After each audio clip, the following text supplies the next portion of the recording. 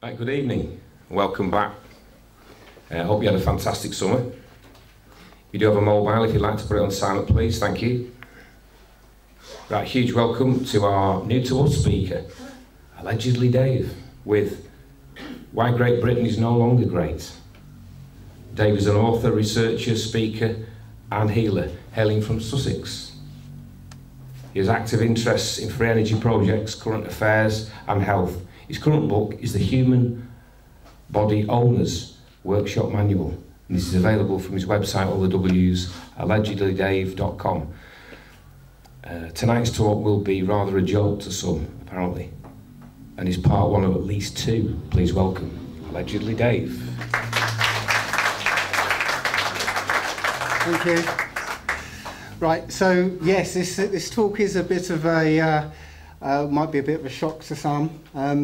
It could be a bit emotive, but when you look into history, history isn't what you think it is. It's always written by the victors, and we don't get to hear the true story behind it.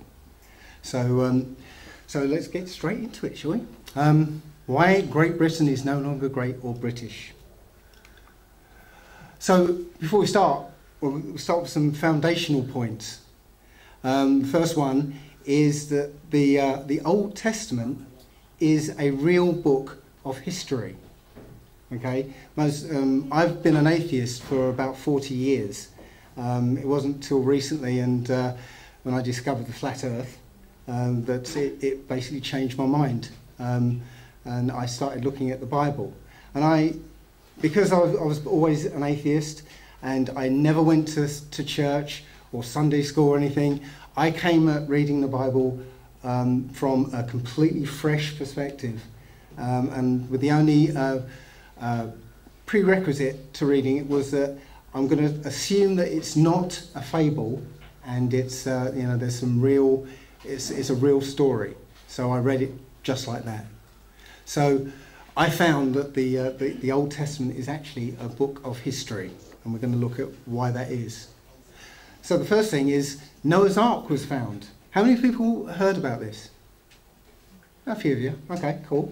Well, Noah's Ark was found in around about 1960 was when it was discovered, and the Americans actually sent a team over, basically just to debunk it. So they came back and said, "Oh no, that's just a natural formation," and they ignored it. But there was a guy called Ron Wyatt who went back and had a look at it and found that indeed this is a site of remains of a massive boat, and this is a high altitude picture of the site. And I assume you can see where it is, right there. And it's roughly the proportions that are set forth in the Bible. So there's another picture of it. Ron was trying to get permission from the Turkish government to excavate it, and they were dragging their heels, and they weren't going to give him permission. But then there was an earthquake, and it did all the excavation for him. And literally he found that under the ground there was petrified wood. It was all petrified wood. He came along with a team which had ground penetrating radar and metal detectors, and found that they found the superstructure of a boat and metal rivets. And those lines that you can see in the ground there were actually the lines of the metal rivets they were finding. So they actually traced out the shape of a boat. And also they found these ballast stones, which what they used to do at the time was when they had a big boat, they'd tie huge stones over the boat to keep it stable. And just slightly down the valley, they found a load of these ballast stones. So yeah, Noah's Ark was a historical event. The boat was found exactly where the Bible said it would be, in the foothills of Mount Ararat, 70 miles away from the nearest body of water. And the place it was found was called the Valley of the Eight, referencing the 8 people who were on the ark. And as I said, it's the the same dimensions as the boat in Genesis. And as it says at the bottom there, every single culture has a flood story. I believe that on Mount Everest they found seashells that tell you that Mount Everest was covered at one time in water. Ron Wyatt also found the site of the Red Sea crossing.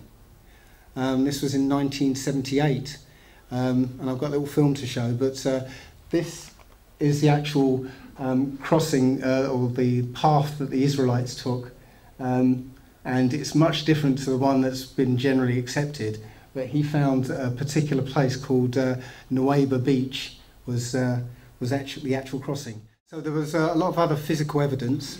In the Bible, there's a story of the split rock at Horeb, where Moses tapped a rock and it split and water started gushing out. They found the rock. They literally followed the site followed the path that was laid out in the Bible, and they found these landmarks. There's also some other physical evidence. This here is called the Ipuwer Papyrus, which is in the Leiden Museum in Holland. And it's an account from an ordinary Egyptian person of the Exodus and the plagues and everything. So that's basically physical evidence that this thing actually happened.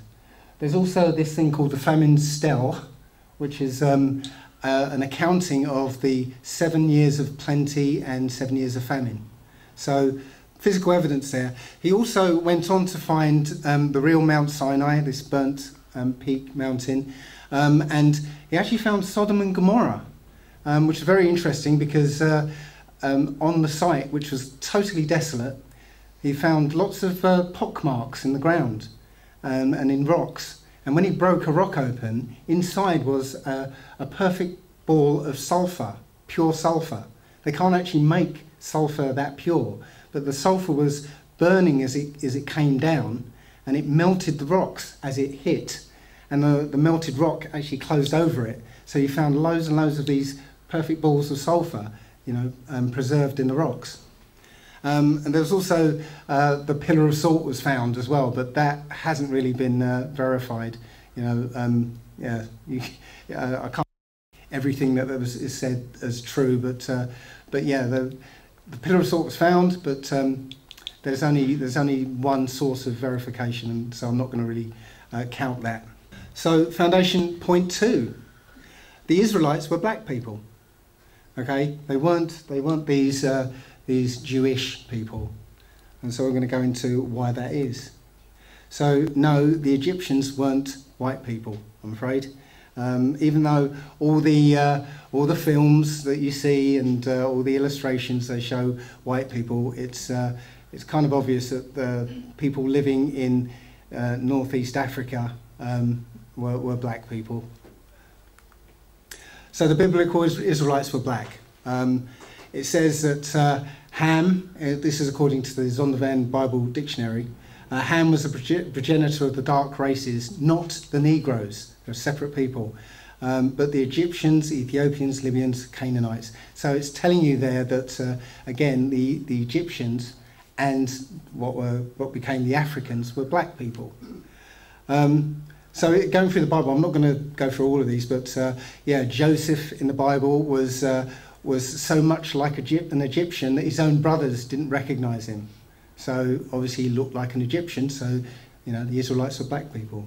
Moses was also an Israelite, but he was raised under the nose of Pharaoh, so he'd kind of stand out if he was a white guy. And he was also mistaken as an Egyptian by the daughters of the priest of Midian. And also Moses' sister, Miriam, was turned white as a punishment. So Charlton Heston played Moses in the Ten Commandments film. There was a bit they left out of that film, was when the Most High, as a test or a demonstration of his power, he told Moses to put his hand into his tunic and then take it out, and his hand had turned white, Well, that's something that Charlton Heston couldn't really do, So I suppose it does look a bit paler, So it tells you that Moses actually looked very different to Charlton Heston. So there's a lot more biblical references that tell you that the Israelites were actually black people, but you can like go through it in the Bible. And but throughout the what's called the Renaissance period, all of the artwork was replaced throughout Europe. But because Russia, it was a kind of insular society at that time, Renaissance didn't get to Russia. So you can go online and search for Russian icons, and you'll find that everybody who was portrayed in the Bible were portrayed black. After Renaissance, all that artwork was destroyed and replaced with white-niced versions. But 500 years ago, prior to 500 years ago, this is how they were always depicted. And the last thing is that this man is the ex-president of Egypt, and he was quoted on television to say, "We can't accept the Jews because they left here black but came back white." So, and he literally said that on television, and he was murdered not long after that. Nubians. Say that again? Nubians. What about it? The black, they were to do with the black pharaohs. Right, again... They were discriminated against by the Ethnic Society of 1932, and all their artwork was eradicated. That happened too, but Nubians. the Nubians were also... were the pharaohs who mixed with the Egyptians. Indeed, but the Nubians were also part of the ones that I described. Race, 10-foot tall people. I'm coming to that. The last point I'm going to make on this is that Africans and Negroes are two different peoples. Race and skin colour are really a red herring. Okay, it's a kind of divisive lie that's been put about, and I'm going to go into this a bit more in detail. But to separate people by perceived race is a distraction. Okay, so we all think that all black people are the same, basically, but they're not. Africans and Negroes are different. They have a different skeletal structure, different skull shape, and one interesting thing is African people, real Africans, cannot grow hair like Negroes can. So African men cannot grow beards. All right? African women cannot grow afros. All right? It's a very powerful thing. If you see real African women, you'll see that they've always got very, very short hair, because literally they can't grow it. So we're going to start with Genesis. Okay, and this is going to take a quite long route, but there needs to be a bit of a foundation before we get into where Britain comes in. So very quickly, Adam was not the very first man. The Bible is only covering a period of time which is about 7,000 years, the last 7,000 years of Earth's history. It doesn't cover before that period. There were people before that period, and the first verses of the Bible actually tell you that if you read it properly, and you read it with the translating the Paleo-Hebrew. Some of the words aren't translated quite correctly, and gives you the impression that it's all happening contemporaneously, but it's not. It's actually there's like a gap period in between the first two verses.